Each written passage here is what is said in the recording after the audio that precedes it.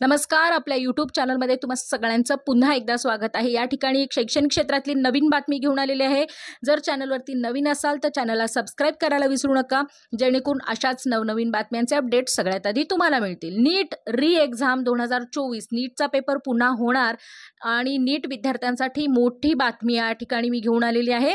नीट री exam 2024 MBBS, BDS आणि इतर अभ्यासक्रमांच्या प्रवेशासाठी घेण्यात आलेल्या नीट UG परीक्षेतील जवळजवळ 1563 उमेदवारांना सवलतीचे म्हणजे ग्रेस गुण देण्याचा निर्णय रद्द करण्यात आला आहे.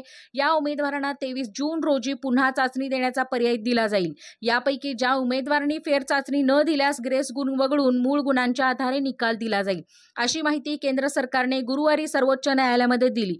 नीट UG परीक्षेतील पेपरफुटी आणि इतर प्रकारांमुळे ही परीक्षा रद्द करण्याचाही ग्रेस गुणांच्या मुद्द्यावरती सर्वोच्च न्यायालयामध्ये अलक पांडे यांनी दाखल केलेल्या याचिकेसह विविध याचिका दाखल झाल्या होत्या. यानंतर न्यायमूर्ती विक्रम नाथ आणि संदीप मेहता यांच्या सुटीतील खंडपीठापुढे सुनावणी झाली. या 2 दिवसांपूर्वी खंडपीठाने ही परीक्षा रद्द करणार नसल्याचे स्पष्ट करण्यात आले आहे.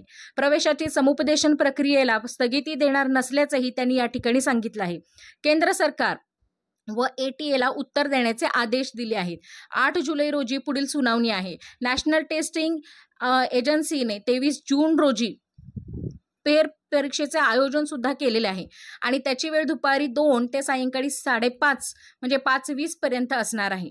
पुनर्परीक्षेचा निकाल जो आहे तो 30 जून रोजी जाहीर केला जाईल आणि MBBS, BDS इतर अभ्यासक्रमांच्या अंतर्गत प्रवेशासाठी समुपदेशनही केलं जाणार आहे. 6 जुलैपासून सुरू होईल असे केंद्र सरकारने या ठिकाणी याचिकेमध्ये सुनावलं आहे.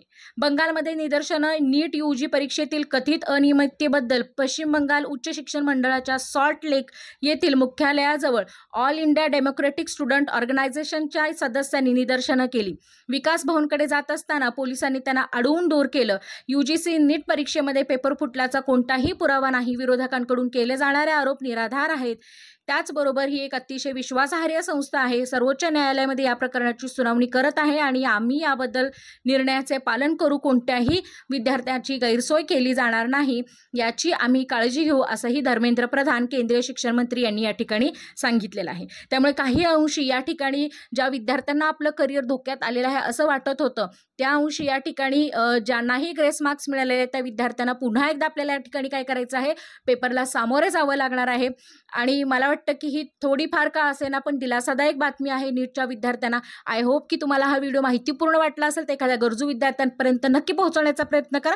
चॅनलवरती असेच अपडेट राहा. धन्यवाद.